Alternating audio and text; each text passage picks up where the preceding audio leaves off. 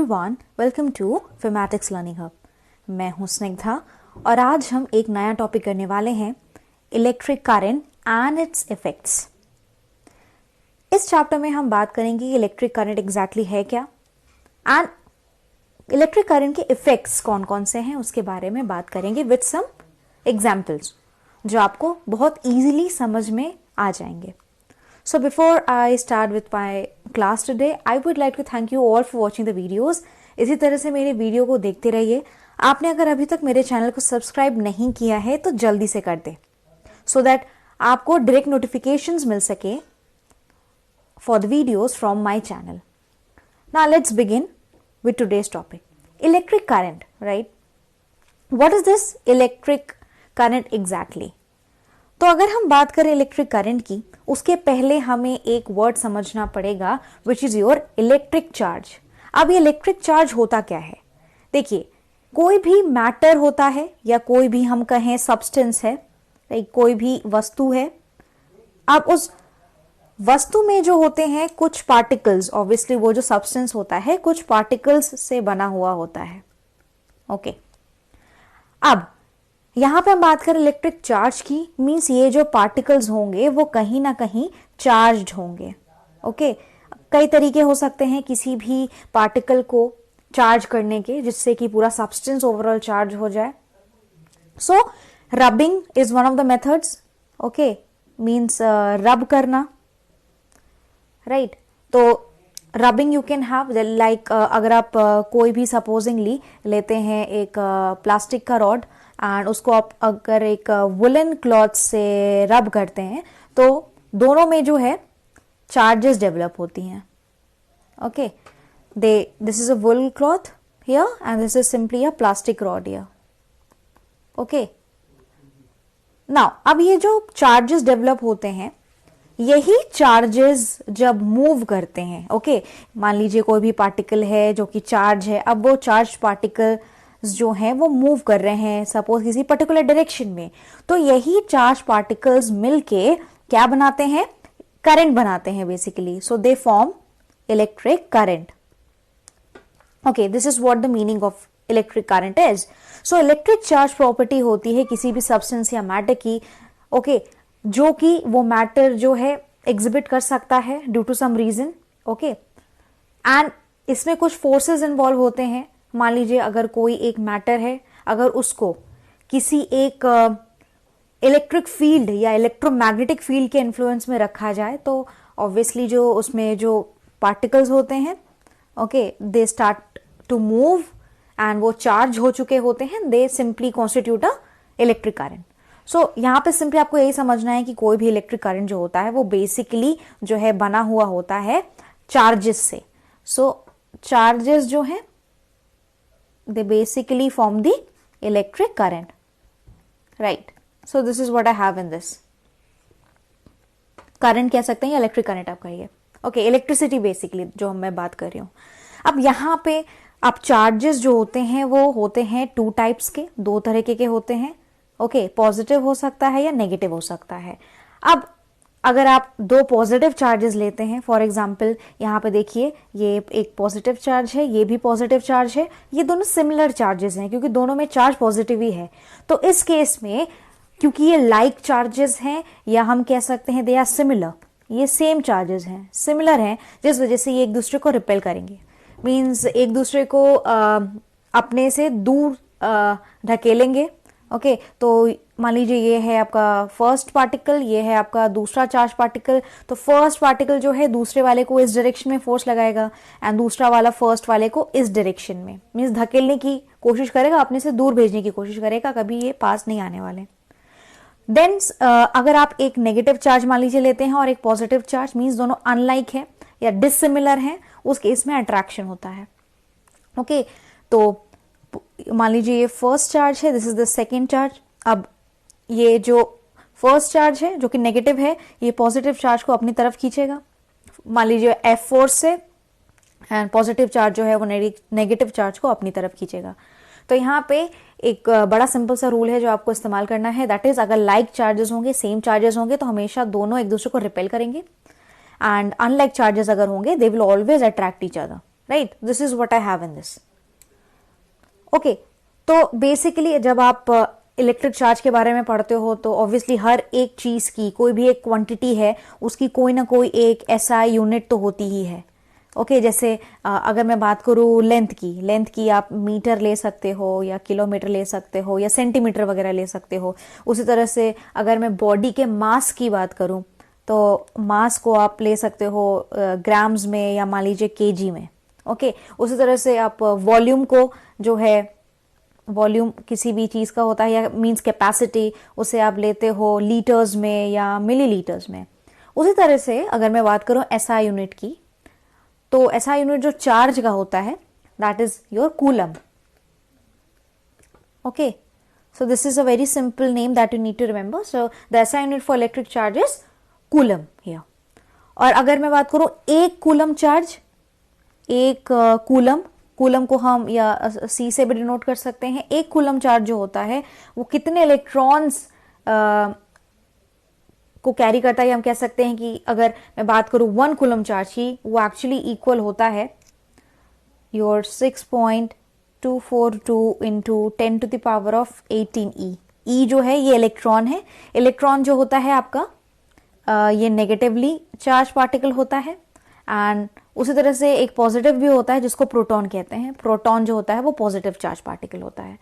Okay, so this is what you need to remember here. तो एक coulomb charge में इतने इलेक्ट्रॉन्स होने होंगे 6.242 into 10 to the power of 18 electrons, तब जाके एक कूलम चार्ज जो है आपको ऑब्टेन होता है। I hope this is clear to you. Electron simply negatively charge particles ही हैं और कुछ नहीं है।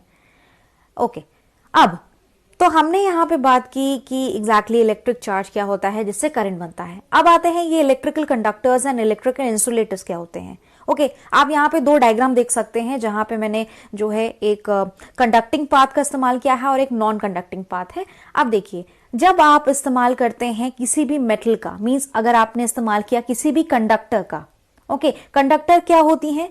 कंडक्टर्स ऐसी चीजें होती हैं जो जिनके थ्रू जो है आपका करंट जो है वो आसानी से पास हो सकता है। इसमें कोई भी मान लीजिए मेटल है, इसमें से करंट जो है इजीली जो है फ्लो कर सकता है in the form of charges. Charges के थ्रू करंट फ्लो कर सकता है, that too easily. Okay, but insulator में अगर मैं बात करूं तो इस केस में इलेक्ट्रिक करंट को बहुत दिक्कत आएगी। So they will not allow, यहां पे अलाउड ही नहीं होता। Okay, not allowed. क्या अलाउड नहीं होता? अलाउड नहीं होता current to pass through them. Okay, so simple शब्दों में सब्सटेंसेस या मटेरियल्स जो एक्चुअली ऑफर करते हैं कम रेजिस्टेंस। ओके, जैसे कि मैंने कहा ये एक मेटल है। अब देखिए, रेजिस्टेंस एक प्रॉपर्टी होती है। Okay, the property name is resistance basically. अब रेजिस्टेंस ही वही फैक्टर है, ये वो चीज है जो बताता है या डिसाइड करता है कि भाई किसी भी मेटल से या नॉन मेटल से, मींस कंडक्टर या इंसुलेटर से कितना करंट पास कर सकता है, किसी भी मटेरियल से कितना पास कर सकता है। रेजिस्टेंस को अगर मैं हिंदी में समझाने की कोशिश करूं तो एक तरह से रेजिस्टेंस एक ऐसा प्रॉपर्टी है किसी भी मैटर का, किसी भी सब्सटेंस का, जो क्या पैदा करता है? बाधा पैदा करता है, हर्डल्स पैदा करता है, रुकावट। ओके, रुकावट जो है सिंपली पैदा करता है, हर्डल्स पैदा करता है। ओके, तो this is what a property of any material. किसी भी मटेरियल की ये रेजिस्टेंस एक प्रॉपर्टी होती है। अब यही जो रेजिस्टेंस होता है इलेक्ट्रिक कंडक्टर्स के केस में कम होता है। सो रेजिस्टेंस जो होता है काफी कम होता है, बट इंसुलेटर्स के केस में यही रेजिस्टेंस जिसको मैंने आर से डिनोट किया है ये ज्यादा होता है। ओके, तो फर्स्ट केस में अगर मैं बात करूं इलेक्ट्रिकल कंडक्टर्स की, तो उस केस में जैसे आपने ले लिया कोई भी मेटल जैसे आपका सिल्वर मेटल हो गया, गोल्ड मेटल हो गया, सी वाटर। ना सी वाटर भी करंट को अलाउ करता है, इसके थ्रू भी करंट फ्लो हो सकता है क्योंकि इसमें सॉल्ट्स प्रेजेंट होते हैं। ठीक है, सॉल्ट्स हो सकते हैं सोडियम के, मैग्नीशियम के या वेरियस एलिमेंट्स के, सॉल्ट्स प्रेजेंट होते हैं इसमें। On the other hand copper wire का इस्तेमाल आप जो है ऑब्वियसली इलेक्ट्रिकल इक्विपमेंट्स में इस्तेमाल करते हो, कनेक्टिंग वायर्स के तौर पे इस्तेमाल करते हो, क्योंकि इन मेटल्स में ये जो कंडक्टर्स होते हैं इनमें कई सारे फ्री इलेक्ट्रॉन्स होते हैं। ओके, और यही जो फ्री इलेक्ट्रॉन्स हैं ये हेल्प करते हैं करंट को पास करने में। अब अगर मैं बात करूं इंसुलेटर की, इंसुलेटर के केस में फ्री इलेक्ट्रॉन्स नहीं होते, so you will not find no free electrons here, so there are no free electrons in this case. तो इस केस में एग्जांपल्स क्या हो सकते हैं, जैसे आपका ग्लास हो गया, ऑब्वियसली इससे इलेक्ट्रिसिटी या इलेक्ट्रिक करंट पास नहीं हो सकता, रबर हो गया, प्लास्टिक हो गया, या oil, okay, any oil that you can take. So conductor का जब आप इस्तेमाल करोगे तो जो आपको ये सर्किट दिख रहा है ये कंडक्टिंग होगा, मींस करंट जो है पास कर पाएगी। अगर आप इंसुलेटर का इस्तेमाल करोगे सर्किट में, जैसे कि यहाँ पे वुड किया गया है, तो यहाँ पे करंट अलाउड ही नहीं होगा पास करना। So conductor allows the energy, या कह सकते हैं current to pass through them, but insulator does not allow this energy और electric current to pass through it. I hope the difference is clear between the two. Now, what is this heating effect of current basically? ये heating effect of electric current है क्या? Okay, आपने देखा होगा कि अगर कोई भी वायर है, okay, कोई मान लीजिए ये वायर है, this is some wire। अब इस वायर के थ्रू आप क्या पास करवाए, आप इस वायर के थ्रू सपोज पास करवाते हैं करंट, करंट जो है इस वायर के थ्रू पास करता है, okay. After some time what you will observe कि आपने कुछ लंबे समय तक के लिए अगर करंट किसी वायर के थ्रू ओके पास करवाया है, किसी भी सर्किट के थ्रू जहां जिसमें ऑब्वियसली कनेक्टिंग वायर्स लगे हुए हैं, थोड़ी देर बाद आपको दिखेगा कि ये जो वायर है ये हॉट हो जाता है या गर्म हो जाता है, इसका टेम्परेचर बढ़ जाता है, okay. So T increases, basically temperature increases in this case. So ये चीज है क्या, यहाँ पे वायर का गर्म होना एक तरह से है बेसिकली और heating effect of the electric current. तो कभी भी जब आप इलेक्ट्रिसिटी को या इलेक्ट्रिक करंट को पास करवाते हैं किसी भी वायर के थ्रू, अब वायर में हाई रेजिस्टेंस होना चाहिए, ओके। मैंने आपको बताया रेजिस्टेंस जो होती है ये प्रॉपर्टी होती है किसी भी मटेरियल की जो रुकावट पैदा करता है in the path of those charges और in the path of the current, रुकावट डालता है। अब जितनी रुकावट ये रेजिस्टेंस डाल पाएगा उससे जो ये तापमान है, ये जो हम कह सकते हैं जो गर्माहट है वो और बढ़ती चली जाएगी। सो वायर का हाई रेजिस्टेंस होना बहुत जरूरी है, ये हाई रेजिस्टेंस वायर ही होना चाहिए, ओके। सो हाई रेजिस्टेंस वायर का मतलब है अगर रेजिस्टेंस ज्यादा है तो हॉटनेस या अगर वायर का हॉट होना भी ज्यादा होता चला जाएगा, it will start to become hot more and more, okay. जैसे कि आप नाइक्रोम वायर लीजिए, नाइक्रोम वायर जो होता है इसका इस्तेमाल किया जाता है जहां पे हीटिंग इफेक्ट का इस्तेमाल करना है, ये बहुत ही हाई रेजिस्टेंस वायर होते हैं, इनके रेजिस्टेंस बहुत ज्यादा होते हैं। और रेजिस्टेंस मैं बता दूं इसका एसआई यूनिट होता है ओम, ओके। इसका सिंबल कुछ इस तरह से होता है, तो रेजिस्टेंस को हम ओम में मेजर करते हैं, 2 ओम, 3 ओम, 4 ओम, 10 ओम, वो डिपेंड करता है कि कितनी वैल्यू है। So ohm is the SI unit for your resistance here. तो नाइक्रोम ऐसा वायर है जिसका रेजिस्टेंस बहुत हाई होता है और रेजिस्टेंस हाई होने की वजह से जो टेम्परेचर है वायर का बढ़ता चला जाता है, क्योंकि रुकावट ज्यादा से ज्यादा मिलती है करंट को। जितनी ज्यादा रुकावट आप किसी भी चीज को दोगे वहां पे गर्माहट बढ़ती चली जाएगी, okay. So this is what we have. मान लीजिए दो लोग जो हैं वो कुछ बहस कर रहे हैं, आर्ग्यूमेंट कर रहे हैं कोई दो लोग, अगर एक पर्सन जो है दूसरे पर्सन के थॉट्स को बहुत अपोज करेगा या रेजिस्टेंस प्रोवाइड करेगा, तो वो जो आर्गुमेंट है वो काफी ज्यादा हीटेड हो चुकी होगी, हीटेड आर्गुमेंट हो चुकी होगी, क्योंकि उस केस में रेजिस्टेंस बहुत ज्यादा है। एक दूसरे को वो जो दो लोग हैं प्रोवाइड कर रहे हैं, काफी ज्यादा रुकावट डाल रहे हैं एक दूसरे के थॉट्स को या थॉट प्रोसेसेस में। So when the resistance is more the wire will become hot for sure. So the wire becomes very very hot and इस केस में obviously heat gets produced। इसी को कहा जाता है heating effect of the current.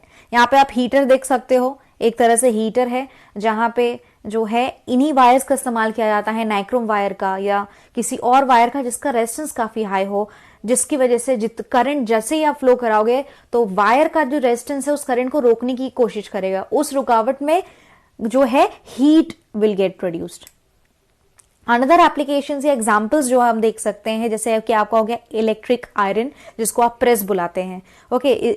इसमें भी जो करंट की जो ये प्रॉपर्टी है टू प्रोड्यूस हीट, ओके, इसी हीट का इस्तेमाल किया जाता है इन एग्जाम्पल्स में। Then you have a kettle, पानी गर्म करने के लिए आप केटल का इस्तेमाल करते हो, right. Then you have a cooker, pressure cooker you have, इसमें भी आपका हीटिंग का ही एप्लीकेशन है, हीटिंग इफेक्ट का। Then you have oven, microwave oven में भी यही एप्लीकेशन है जहां पे हम heating effect of electric current का इस्तेमाल करते हैं। Same way you have the immersion heater या इमर्शन रॉड्स होते हैं जिनको हम इस्तेमाल करते हैं पानी को गर्म करने के लिए। ओके, सो अगर अमाउंट ऑफ करंट, ओके, आप बहुत ज्यादा करंट को मान लीजिए आई से डिनोट कर रहे हैं, करंट को आई से डिनोट कर रहे हैं, तो अगर आप इलेक्ट्रिक करंट जितना ज्यादा यहां से फ्लो कराओगे और ऊपर से रेजिस्टेंस भी काफी ज्यादा है उस वायर का, तो होगा क्या कि the wire will ultimately become hot, या कह सकते हैं हीट जो है प्रोड्यूस होगा। सो इसी हीटिंग इफेक्ट का इस्तेमाल कई सारे हाउस होल्ड अप्लायंसेज में, जैसे कि मैंने आपको यहां बताया है, किया जाता है। ओके, वन द एप्लीकेशन जो की है इलेक्ट्रिक बल्ब में, इसी एप्लीकेशन का इस्तेमाल किया जाता है। कैसे? जो इलेक्ट्रिक बल्ब होता है, ओके, उसमें जो है आपने देखा होगा कुछ इस तरह से आपका इलेक्ट्रिक बल्ब होता है, इसमें जो है ये वायर लगे रहते हैं। Okay, you can C in this case here, तो यहाँ पे कुछ टंगस्टन के जो है ये फिलामेंट बना हुआ है, बेसिकली एक फिलामेंट बना हुआ है, मींस ये एक थिन वायर है। ओके, ये थिन वायर है जिसका रेजिस्टेंस काफी ज्यादा है। ओके, इसका रेजिस्टेंस भी बहुत ज्यादा है, also at the same time melting point भी बहुत ज्यादा है। ओके, सो मेल्टिंग पॉइंट जो है दैट इज ऑल्सो मोर, दोनों चीजें, रेजिस्टेंस के साथ साथ मेल्टिंग पॉइंट भी बहुत ज्यादा है, क्योंकि भाई हमें ये भी चीज ध्यान में रखनी है कि कहीं इतना भी वायर गर्म ना हो जाए कि वो मेल्ट ही कर जाए एंड फाइनली वो जो अप्लायंस है वो काम ही ना करे। तो मेल्टिंग पॉइंट भी हाई होना पड़ेगा। तो फिलामेंट का जो है, जो कि टंगस्टन से बना हुआ है, इसका जो है melting point as well resistance दोनों हाई है। अब जैसे आप इस पे करंट डालोगे, मींस इसको आप जो है कनेक्ट कर दीजिए किसी इलेक्ट्रिकल वायर से, जैसे यहां से करंट जो है वो पास होता हुआ जाएगा इस बल्ब के अंदर, ये वायर जो है अब गर्म होना, टंगस्टन जो है गर्म होना शुरू कर देगा। ओके, एंड ये जो फिलामेंट है, ये जो है फिलामेंट पूरा, ये इतना ज्यादा गर्म हो जाता है, इट बिकम सो हॉट कि होता क्या है, हीटिंग के बाद जो है यहां से लाइट प्रोड्यूस होने लगता है। ओके, सो लाइट यहां पे प्रोड्यूस हो जाता है एंड फाइनली जो बल्ब है वो ग्लो करने लगता है। सो यही रीजन है बल्ब का ग्लो करना, is the heating effect of the current जो यहां पे इस्तेमाल किया गया है। ओके, तो this is what you need to remember in this case. Now there is another application, एक और इफेक्ट है बेसिकली करंट का, जो कि आपका है मैग्नेटिक इफेक्ट। अब मैग्नेट क्या होता है, आपने मैग्नेट्स देखे होंगे। ओके, बार मैग्नेट्स होते हैं। Okay, so it has got two poles, north pole south pole होता है बार मैग्नेट में। देन आपने देखा होगा horseshoe magnet here, this is a horse, sorry, this is a horse shoe magnet here. Let me just write it here. Okay, ये horse shoe के shape में होता है। तो ये हॉर्स शू मैग्नेट है यहाँ पे, जो आप देख सकते हैं। नाउ ये भी आपका obviously it has got a north pole and a south pole, two poles it has got. तो इनमें जो है एक नेचुरल प्रॉपर्टी होती है कि अगर आप जो है इनके आसपास आयरन नेल्स, ऐसे लोहे के कुछ कीले जो हैं, अगर आप सस्पेंड कर दो तो ये जो मैग्नेट्स हैं ये अट्रैक्ट करने लगेंगे। ओके, अट्रैक्ट हो जाएंगे टूवर्ड्स द मैग्नेट। तो मैग्नेट की ये नेचुरल प्रॉपर्टी होती है टू अट्रैक्ट, जो नेचुरल मैग्नेट्स अकर करते हैं नेचर में। अब क्या ये मैग्नेट जो है हम आर्टिफिशियली भी बना सकते हैं, मीन्स मैन मेड हो सकता है, या किसी तरीके से हम क्या इनको आर्टिफिशियली भी बना सकते हैं, क्योंकि ये तो नेचुरल थे, दो नेचुरली अकर कर रहे थे ना नेचर। यस, हम यहाँ पे आर्टिफिशियली भी बना सकते हैं। अब किस चीज का इस्तेमाल करना है, हमें इस्तेमाल करना है करंट का, और करंट का एक इफेक्ट है जो कि होता है मैग्नेटिक इफेक्ट। करंट में ये काबिलियत होती है कि वो मैग्नेट की तरह भी चीजों को काम करवा सकता है। यहाँ पे एक सिंपल सा सर्किट आप समझने की कोशिश करिए। यहाँ पे क्या लिया गया है, यहाँ पे आप देख सकते हैं एक इंसुलेटेड कॉपर वायर, मींस यहाँ पे सिंपली ये जो आपको वायर्स दिख रहे हैं, ये वायर्स जो हैं रेड और ब्लू कलर के, ये कॉपर के वायर हैं जिनको कनेक्ट किया गया है। यहाँ पे आप देख सकते हैं टू अ सेल और a battery. Okay, suppose this is some battery और अ सेल। ओके, ये स्विच है आपका, आप यहाँ पे you can see over here, this is a switch here. So copper wire को लिया गया है, उसको पहले तो सेल या बैटरी से कनेक्ट कर दिया गया है here, and then it has been connected to a switch. जैसे स्विच को ऑन करते हैं, करंट जो है वो फ्लो करने लगता है, कुछ इस तरह से करंट जो है फ्लो करने लगता है। ओके ये एंड्स ऑफ द वायर हैं, ये तार के छोर हैं, ये एंड्स ऑफ द वायर हैं जो कि पॉजिटिव और नेगेटिव टर्मिनल्स में जुड़े हुए हैं। ओके अगर मैं बता दूं सेल के बारे में, सेल जो होता है आप ये सिंगल रिप्रेजेंट करता है। ओके सेल्स का कलेक्शन ही आपका बैटरी होता है। तो ये जो सिंबल मैंने बनाया है ये बेसिकली आपका एक सेल है।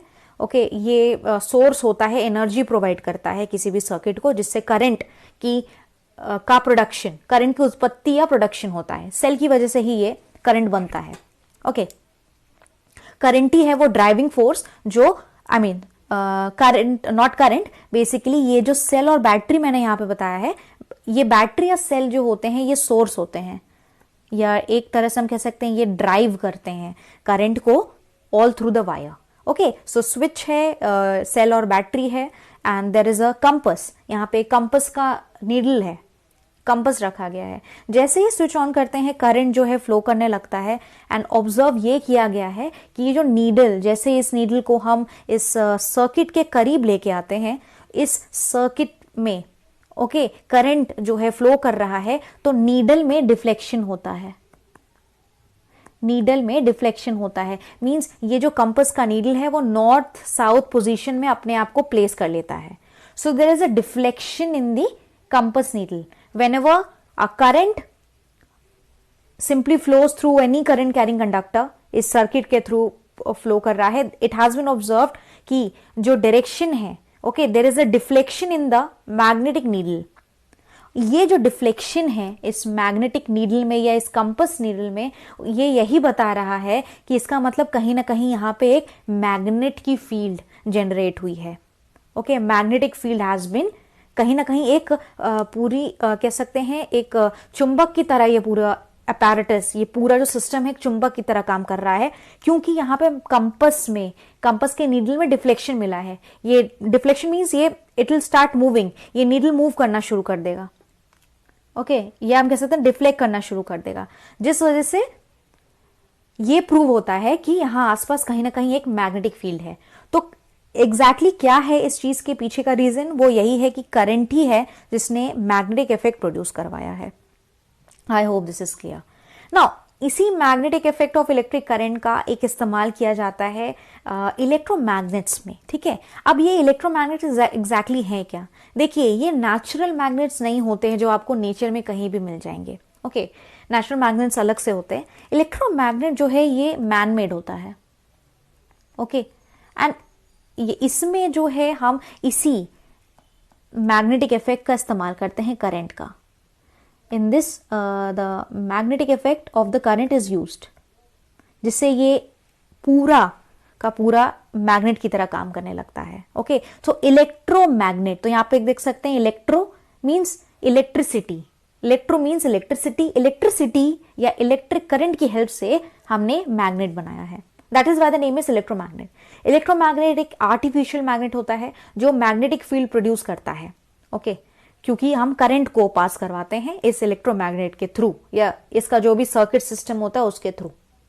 जैसे ही आप जो है मान लीजिए आपने इलेक्ट्रोमैग्नेट के थ्रू करंट पास करवाया, करंट जो है वो I is the current, current pass कर रहा है, उस तब तक ये इलेक्ट्रोमैग्नेट काम करेगा। जैसे ही आपने जो है करंट को ऑफ कर दिया या स्विच ऑफ कर दिया, उस केस में इलेक्ट्रोमैग्नेट अब जो है मैग्नेटिक फील्ड नहीं होगा उसके पास, मींस मैग्नेटिक फील्ड डिसअपियर हो जाएगा when there is no electric current flowing through the conductor या इसके इलेक्ट्रिक सिस्टम में ऑल थ्रू इट्स पाथ। तो ये आर्टिफिशियल है, मींस मैन मेड है। इलेक्ट्रिक करंट का हम इस्तेमाल करते हैं to produce a magnetic effect. अब एक एप्लीकेशन यहीं पे आप देख सकते हैं कि जैसे जो डंपिंग एरियाज होते हैं जहां पे कई सारे सीवेज को या आई वुड से जो भी जंक मटेरियल्स या स्क्रैप्स, राइट, जंक या स्क्रैप्स होते हैं, जो भी कूड़ा कबाड़ा होता है, हम फेंक देते हैं अपने आसपास के एरिया में या डंपिंग एरियाज में, तो वहां पे जो है ये क्रेन दिखाया गया है। ओके सो क्रेन की हेल्प से बेसिकली यहाँ पे ये एक इलेक्ट्रोमैग्नेट कनेक्ट किया जाता है। तो ये एक है आपका इलेक्ट्रोमैग्नेट, ये यहाँ पे इसको जूम करके दिखाया गया है इस पिक्चर में, ये यही चीज है, ये एक इलेक्ट्रोमैग्नेट है। ओके, अब इस इलेक्ट्रोमैग्नेट को जो है किसी पावर सप्लाई से कनेक्ट कर दिया गया है, इसका अपना एक सिस्टम होता है।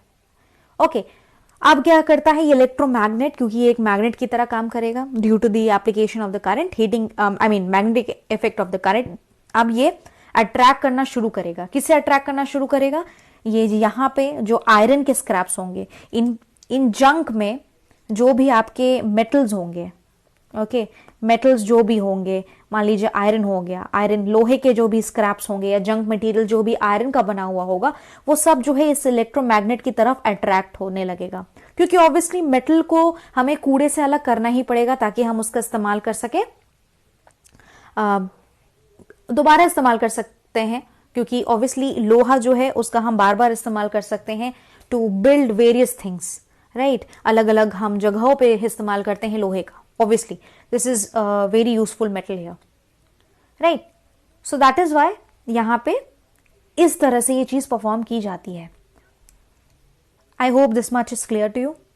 तो इलेक्ट्रोमैग्नेट, या हम बात करें बार मैग्नेट की, bar magnet means natural magnets जो होते हैं, तो ये नेचुरल मैग्नेट एंड इन इलेक्ट्रोमैग्नेट्स में ऑब्वियसली डिफरेंसेस हैं। बार मैग्नेट की अगर मैं बात करूं, it is made up of steel basically, जबकि इलेक्ट्रोमैग्नेट बनाने के लिए आपका सॉफ्ट आयरन होता है एक एलिमेंट जिसका इस्तेमाल किया जाता है।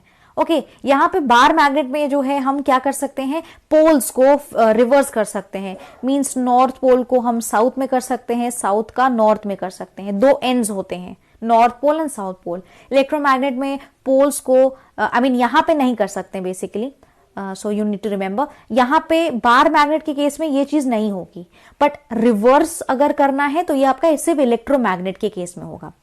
आप करंट की डायरेक्शन को बदल दीजिए, अगर आप करंट की डायरेक्शन को बदल देंगे, चेंज कर देंगे, तो उस केस में आपका नॉर्थ पोल साउथ में बदल जाएगा, साउथ पोल नॉर्थ में बदल जाएगा। तो ये सिर्फ हो सकता है इलेक्ट्रोमैग्नेट के केस में, बार मैग्नेट में ये चीज पॉसिबल नहीं है। ओके, बार मैग्नेट जो होता है या नेचुरल मैग्नेट जो होता है, उसका वो जो है परमानेंटली अपने अंदर ये मैग्नेटिक प्रॉपर्टी रखता है, तो उसका जो मैग्नेटिक फील्ड होता है वो permanent, so it produces a permanent magnetic field. But electromagnetic case में हमने देखा कि जो मैग्नेटिक फील्ड होती है वो टेम्परेरी होती है, क्योंकि जब तक हम स्विच ऑन रखेंगे तब तक करंट फ्लो करेगा उस इलेक्ट्रोमैग्नेट के थ्रू, और वो इलेक्ट्रोमैग्नेट आयरन के मटेरियल्स को या मेटल्स को अट्रैक्ट करता रहेगा। जैसे ही हम स्विच को ऑफ कर देंगे, उसका जो ये मैग्नेटिज्म है वो खत्म हो जाएगा। अब बार मैग्नेट की जो स्ट्रेंथ होती है, जो ताकत होती है कि भाई कितनी इसकी मैग्नेटिक फील्ड की ताकत है, वो फिक्स होती है, वो आप नहीं बदल सकते हो। बट यहां पे आप जो है मैग्नेटिक फील्ड की ताकत को इलेक्ट्रोमैग्नेटिक केस में, means in this case of electromagnet, you can change. कैसे चेंज कर सकते हैं, आप करंट को ज्यादा कर दीजिए, करंट को कम कर दीजिए। तो कम ज्यादा अगर आप करंट की वैल्यू को करोगे तो उस तरह से जो मैग्नेटिक फील्ड, जो मैग्नेटिज्म की स्ट्रेंथ होगी, वो भी कम या ज्यादा हो सकती है इलेक्ट्रोमैग्नेट के केस में। Okay, then bar magnet does not need an electric current. Obviously bar magnet या नेचुरल मैग्नेट्स जो होते हैं, इनमें नेचुरली ये प्रॉपर्टी होती है। ओके, इनको करंट की जरूरत नहीं है। और हमने अभी देखा कि मैग्नेट के केस में हम डेफिनेटली करंट का ही तो इस्तेमाल करते हैं to make this electromagnet, artificially made या man made electromagnets, these are right. So ये है डिफरेंसेस जो एक्चुअली काफी इंपॉर्टेंट है, एंड आई होप ये टॉपिक्स जो मैंने आज डिस्कस किए हैं आपको समझ में आ चुके होंगे। सो वीडियो को जरूर से लाइक करिए, शेयर करिए अपने दोस्तों के साथ and with the people around you, and do subscribe to my channel अगर आपने अभी तक नहीं किया है। सो आप सबसे मैं मिलूंगी नेक्स्ट टर्न पे विद सम न्यू टॉपिक। तब तक के लिए thank you so much everyone.